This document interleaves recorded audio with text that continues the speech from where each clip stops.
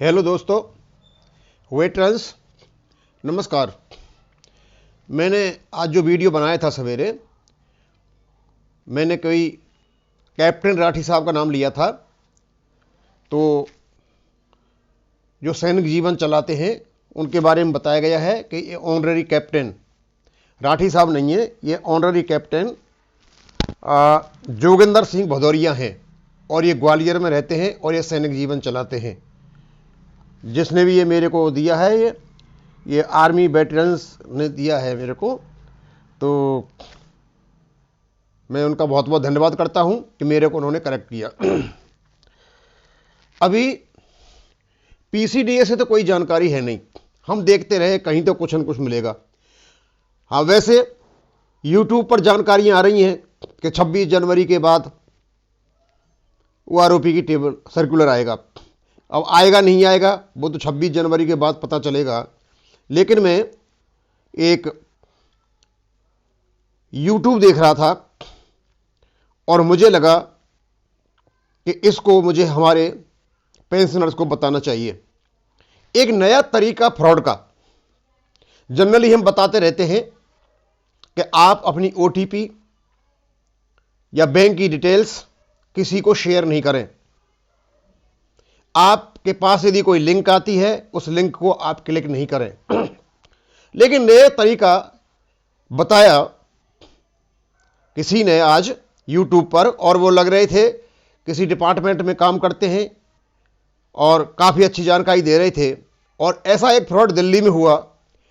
बता रहे थे कि उनके पास, किसी व्यक्ति के पास दिल्ली में एक कॉल आता है और जो कॉल आता है वो व्यक्ति जिसके साथ फ्रॉड हुआ वो उठा लेता है, वो हलो हलो करता रहता है और हलो हलो में ही उसके 50 लाख रुपए निकल जाते हैं। अब ये अलग प्रकार का एक फ्रॉड हुआ है, और यदि ये हुआ है, और वो बता रहे हैं कि पुलिस भी इस बात में विस्मित है, आश्चर्य है कि ये किस प्रकार का वो तरीका ढूंढा है। वो बता रहे थे कोई आपकी ये रिमोट एक्सेस हो जाती है आपके फ़ोन के साथ में, ये कर पाते हैं।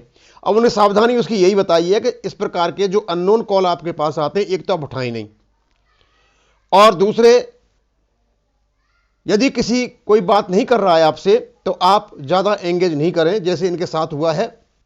और यदि आपका कोई बहुत जानकार है तो वो आपको मैसेज वगैरह से बता देगा, लेकिन जनरली उन्होंने यही सलाह दी है कि आप उन फ़ोनों को नहीं उठाएं।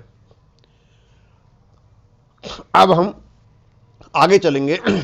हम सोच रहे थे कि ओआरओपी के बारे में कुछ भी नहीं आ रहा है, तो सब अपना अपना स्पेकुलेशंस गैस लगा रहे हैं।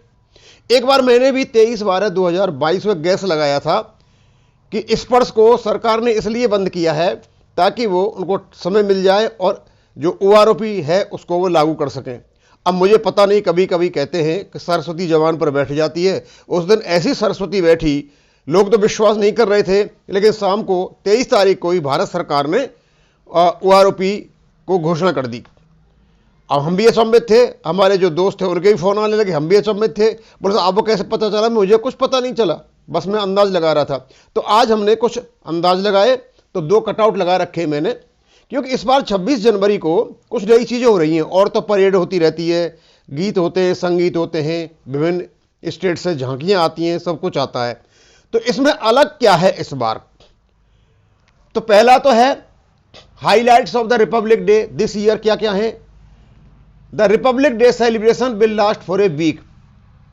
इस बार जो रिपब्लिक डे का समारोह है वो 1 वीक चलेगा। 23 जनवरी जो नेताजी सुभाष चंद्र बोस की जन्मतिथि है, और 30 जनवरी जो मार्टर डे, शहीद दिवस के रूप में मनाया जाता है। दूसरा, इस बार जो फिजिकल इन्विटेशन ये भेजा करते थे जो गेस्ट को या स्पेक्टेटर्स को, इस बार इन्होंने ई इन्विटेशन भेजा है। तीसरा, पहले स्पेशल इनवाइटीज में या उनके मंत्री हुआ करते थे या जो बहुत बड़ी पर्सनैलिटी उनको हुआ करता था।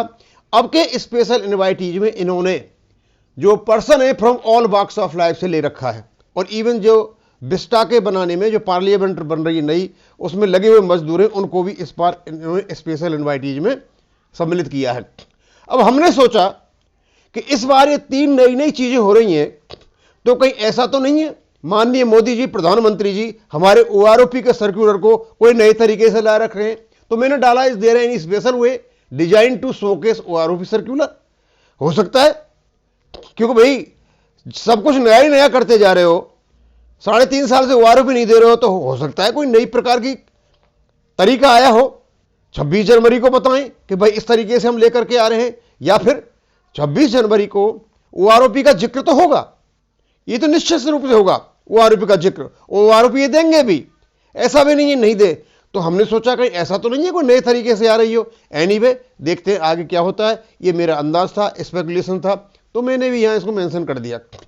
अब मैं आपको बताना चाहूंगा, ये पीसीडीए का एक नोटिस है और ये बहुत ही इंपॉर्टेंट नोटिस है, कृपया इस पर आप ध्यान दें। आपको पता है कि पीसीडीए ने जो लाइफ सर्टिफिकेट थे वो मार्च 2023 तक आपको छूट दी थी कि जब तक यदि आप अपना लाइफ सर्टिफिकेट दे पाते हो तो आपकी पेंशन नहीं रुकेगी।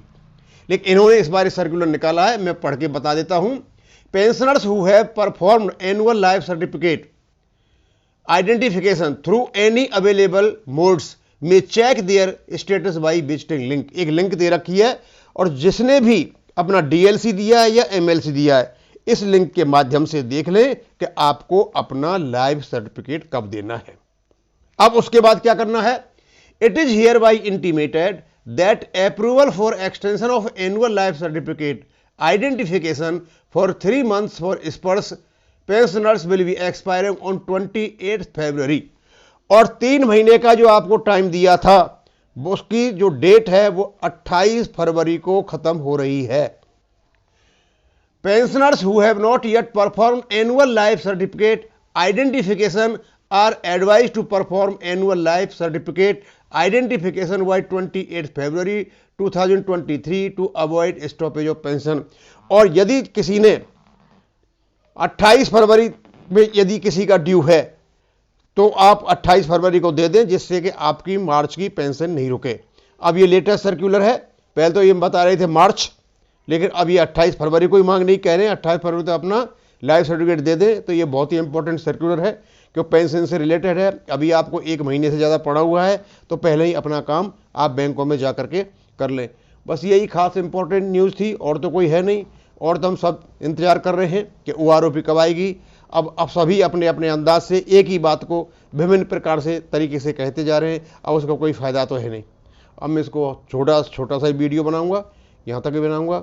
बहुत बहुत धन्यवाद। थैंक यू, धन्यवाद।